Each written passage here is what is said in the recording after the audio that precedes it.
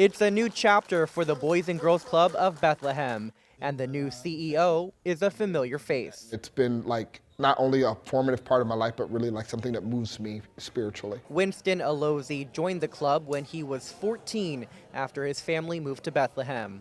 He became a staff member and worked with the school district before taking on this new role. I get to be part of a heritage of people that have given back to kids in this community in Bethlehem and greater. The organization turns 90 next year, and it's been in the Marvine-Pembroke community for the last 50 years. This building here that we're standing in right now was the first building in the country that was built in a housing development to be a boys club, and then became Boys and Girls Clubs of Bethlehem. That's Gary Martell. He's retiring after 42 years with the club and is training Alozie to succeed him.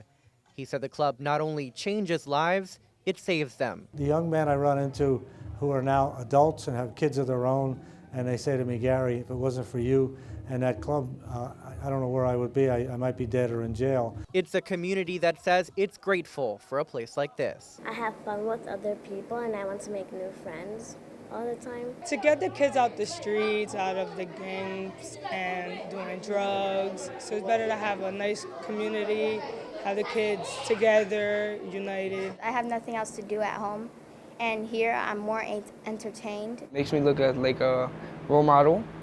It helps me because it distracts my mind from just staying inside all day, playing video games, and I actually like working with the kids. Right now, the club serves around 800 children, but that number used to be 3,000. So moving forward, the goal is to grow the club and to expand into more of the area. Maybe space sharing, resource sharing, pooling together resources that we can really help provide things of use to our families in all of Bethlehem, but in particular South Bethlehem and Northeast Bethlehem, and wherever we have families that could use even more support. The future starts with a remodeled facility, fresh coats of paint, a new freezer and stove, and improvements to the gym.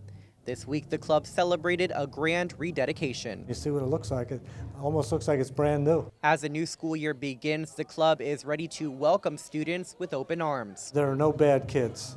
There's bad behavior, which we can fix, but there's no bad kids. So let's give them the opportunity to grow up and be something special. We can certainly surmount anything that comes to us, and not only surmount it, but use it as a stepping stool to bring up our kids and our families. Look for this story on our website, PBS39.org. There you'll find a link to learn more about joining the club.